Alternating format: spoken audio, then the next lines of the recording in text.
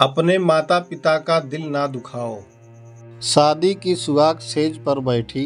एक स्त्री का पति जब भोजन का थाल लेकर अंदर आया तो पूरा कमरा उस स्वादिष्ट भोजन की खुशबू से भर गया। उस स्त्री ने अपने पति से निवेदन किया कि माँ जी को भी यहीं बुला लेते तो हम तीनों बैठकर साथ भोजन करते।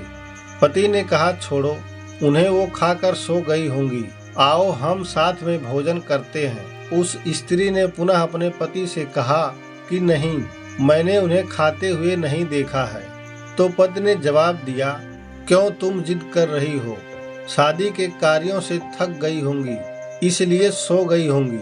नींद टूटेगी तो खुद भोजन कर लेंगी। तुम आओ, हम प्यार से खाना खाते हैं। उस स्त्री ने तुरंत तलाक लेने का फैसला कर लिया और तलाक लेकर उसने दूसरी शादी कर ली। और इधर उसके पहले पति ने भी दूसरी शादी कर ली। दोनों अलग अलग घर गृहस्थी बसाकर खुशी खुशी रहने लगे। इधर उसकी स्त्री के 2 बच्चे हुए जो बहुत ही सुशील और आज्ञाकारी थे। कई वर्ष बीत जाने के बाद एक दिन वह स्त्री अपने बेटों के साथ यात्रा पर गई हुई थी। एक जगह तीनों माँ बेटे भोजन के लिए रुके और बेटे भोजन परोस कर माँ से खाने की विनती करने लगे। उसी समय उस स्त्री की नज़र सामने एक फटे हाल, भूखे और गंदे से एक वृद्ध पुरुष पर पड़ी जो इस स्त्री के भोजन और बेटों की तरफ बहुत ही कातर नजर से देख रहा था। उस स्त्री को उस पर दया आ गई और बेटों से बोली, जाओ पहले उस वृद्ध को नहलाओ और उसे वस्त्र दो और फिर हम सब मिलकर भोजन करेंगे। बेटे उस वृद्ध को नहलाकर कपड़े पहनाकर उसे उस स्त्री के सामने लाए तो वह स्त्री आश्चर्यचकित रह गई। वह वृद्ध वही था जिसने अपने शादी की सुहाग रात को ही तलाक ले लिया था। उसने उससे पूछा कि क्या हो गया जो तुम्हारी हालत इतनी दयनीय हो गई।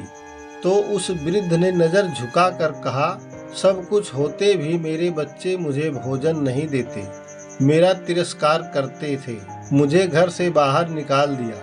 उस स्त्री ने उस वृद्ध से कहा कि इस बात का अंदाजा तो मुझे तुम्हारे साथ सुहाग रात को ही लग गया था, जब तुमने पहले अपनी बूढ़ी माँ को भोजन कराने के बजाय स्वादिष्ट भोजन की थाल लेकर मेरे कमरे में आ गए और मेरे बार बार कहने के बावजूद भी आपने माँ का तिरस्कार किया।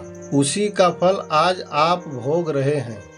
माता पिता के साथ तुम्हारा सलूक एक ऐसी कहानी है जिसे लिखती तो तुम हो लेकिन तुम्हारी संतान तुम्हें पढ़कर सुनाती है। जैसा व्यवहार हम अपने बुजुर्गों के साथ करेंगे उसे देखा देखकर हमारे बच्चों में भी यह गुण आता है कि शायद ही परंपरा होती है।